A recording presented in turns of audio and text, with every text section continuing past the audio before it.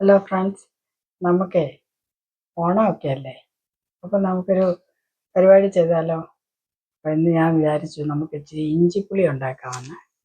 അപ്പം ഓണത്തിന് എല്ലാവർക്കും ഒഴിച്ചുകൂടാൻ മേലാത്ത ഒരു സാധനം ഇഞ്ചിക്കറി അല്ലെങ്കിൽ ഇഞ്ചിപ്പുളി. ഇത് രണ്ടും കൂടെ വെക്കണമെന്നില്ല കേട്ടോ. ഇത് ഒരുമാതിരി ചേട്ടനനിയന്മാരാണെന്ന് തോന്നുന്നു. അതുകൊണ്ട് ഇഞ്ചിപ്പുളിയാണ് ഞാൻ ഇന്ന് വെക്കാൻ പോകുന്നത്. അപ്പം ഇഞ്ചിക്കറി പ്രാവശ്യം ഒഴിവാക്കുവാണ്. അപ്പം ഇതൊക്കെയാണ് അതിന് വേണ്ടിയ സാധനങ്ങൾ കേട്ടോ. അപ്പോൾ എല്ലാവർക്കും കാണാമോ?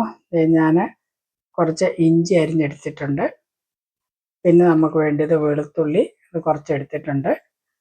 പിന്നെ കുറച്ച് ഉള്ളി, നമുക്ക് കടുക് വറുക്കാനും കൂടിയാണ് കുറച്ച് ഉള്ളി. പിന്നെ മുളക് ആവശ്യത്തിന് എരിവനുസരിച്ച്. ഇതിപ്പോൾ ഞാൻ എരിവുള്ളതും എരിവില്ലാത്തതും കൂടെയാണ് ഇട്ടിരിക്കുന്നത്. അപ്പോൾ രണ്ടും കൂടെ ആകുമ്പോൾ ഒരു എരിവ് എനിക്ക് ഒത്തിരി വേണ്ട, അതുകൊണ്ട് ഞാനത്. പിന്നെ ഇത് നമുക്ക് കടുക് വറുക്കാനുള്ള സാധനം. അപ്പോൾ നമ്മുടെ മുളകുണ്ട്, ഇത് നമ്മുടെ കറിവേപ്പില, പിന്നെ നമുക്ക് ബാക്കിയുള്ളതൊക്കെ നമുക്ക് ഇടാവുന്നേ ഉള്ളൂ. അപ്പോൾ ഇത്രയാണ് നമ്മുടെ ഇഞ്ചിപ്പുളിക്ക് വേണ്ടിയ സാധനങ്ങൾ നമ്മൾ എടുത്തിരിക്കുന്നത്. പിന്നെ നമ്മൾ എടുത്തിരിക്കുന്നത് ഇതാണ് കേട്ടോ, നമ്മുടെ പുളി. ഇത് ഇച്ചിരി കറുത്തിരിക്കുന്നതുകൊണ്ട് നിങ്ങൾ വിഷമിക്കണ്ട കേട്ടോ. ഇത് പഴകിയ പുളിയാണ്, കുറച്ച് നാളെ നാട്ടിൽ നിന്ന് കൊണ്ടുവന്ന് വെച്ചിരുന്നതാണ്. പക്ഷെ ഇഞ്ചിപ്പുളി നമ്മുടെ എപ്പോഴും ഒരു കറുത്ത കളറാണ്. അതുകൊണ്ട് ഇത് ഓക്കെ ആണെന്ന് ഞാൻ വിചാരിക്കുന്നു.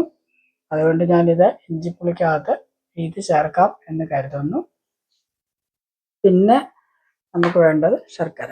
അപ്പോൾ ഈ ശർക്കരയാണ് ഞാൻ മേടിച്ചിരിക്കുന്നത്. അപ്പോൾ ഇത്ര സാധനം മതി നമുക്ക് ഇഞ്ചിപ്പുളിക്ക് വേണ്ടിയിട്ട്. അപ്പോൾ നമുക്ക് കുക്ക് ചെയ്യുന്നത് എങ്ങനെയാണെന്ന് നോക്കാം. നമ്മൾ പാൻ വെച്ച് കൊടുത്തിട്ടുണ്ട്, കടുക് ഇട്ടു.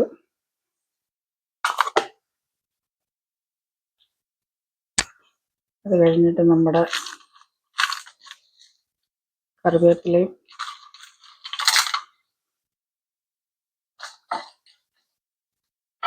ഇതെല്ലാം കൂടി ഒന്നിട്ട് കൊടുക്കുക. നമ്മുടെ ഉള്ളി, ഇഞ്ചി,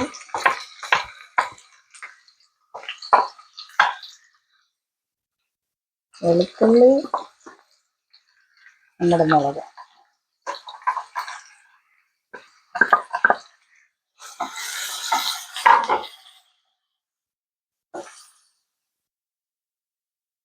എന്തായാലും നമ്മുടെ ഇതെല്ലാം ഒന്ന് ബ്രൗൺ ആയി വന്നിട്ടുണ്ട്. അല്പം കായപ്പൊടി ചേർക്കുകയാണ്. ഇനി നമുക്ക് പുളിവെള്ളം ഒഴിച്ചു കൊടുക്കാം. അപ്പം പുളി ഇത് നല്ലതായിട്ട് ഡയലൂട്ട് ചെയ്ത് വെച്ചിരിക്കുകയാണ് കേട്ടോ. കാരണം ഇത് ഒന്ന് വെന്ത് പറ്റണം, അതുകൊണ്ട് നമ്മൾക്ക് ഇച്ചിരി വെള്ളം വേണം ആദ്യം. അപ്പോൾ ഇച്ചിരി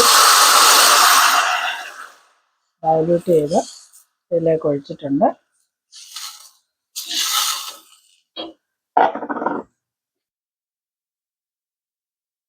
അപ്പം ഇതെല്ലാം നല്ലതായിട്ടൊന്ന് ബോയിലായിട്ടുണ്ട്. അപ്പോൾ ഇനി ഇതിലേക്കാണ് നമ്മൾ ശർക്കര ചേർക്കുന്നത് കേട്ടോ. അപ്പോൾ ഇത് അവരവരുടെ മധുരം എത്ര വേണമെന്ന് വെച്ചാൽ അതിനനുസരിച്ച് ചേർത്താൽ മതി. ഇതിപ്പോൾ പൗഡറാണ്, അതുകൊണ്ട് ഞാനൊരു 3 സ്പൂൺ ചേർക്കുന്നുണ്ട്.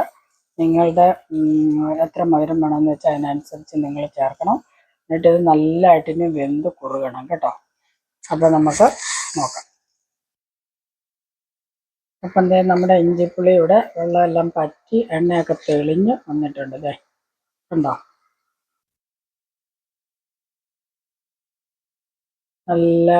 നല്ല കളറൊക്കെ ആയിട്ട് നല്ല തിക്കായി വന്നിട്ടുണ്ട്. ഇനി തണുക്കുമ്പോൾ കുറച്ചും കൂടി തിക്കാവും. ഏതെങ്കിലും പാത്രത്തിൽ കോരി വെച്ചാൽ മതി. നല്ലൊരു കണ്ടെയ്നറിനകത്തിൽ കോരി അടച്ചു വെക്കുകയാണെങ്കിൽ കുറേ നാൾ നമ്മുടെ ഇതിലിരിക്കും. നമുക്ക് കുറേശ്ശെ എടുത്ത് കഴിക്കാവുന്നതാണ്. അപ്പോൾ എല്ലാവരും ട്രൈ ചെയ്ത് നോക്കുക. ഇഞ്ചിപ്പുളി ആകട്ടെ ഈ പ്രാവശ്യത്തെ ഓണത്തിന്. അപ്പോഴത്തെ ഇതിനിടയ്ക്ക് ഞാനൊരു രസവും വെച്ചായിരുന്നു കേട്ടോ. രസവും നല്ല അടിപൊളിയാണ്. രസത്തിൻ്റെ റെസിപ്പി ആർക്കെങ്കിലും വേണമെങ്കിൽ ഒന്ന് കമൻറ്റ് ചെയ്താൽ മതി, ഞാൻ റെസിപ്പി ഇടുന്നതായിരിക്കും. അപ്പം നമ്മുടെ ഇഞ്ചിപ്പുളി ഇവിടെ നല്ല അടിപൊളിയായിട്ടുണ്ട്.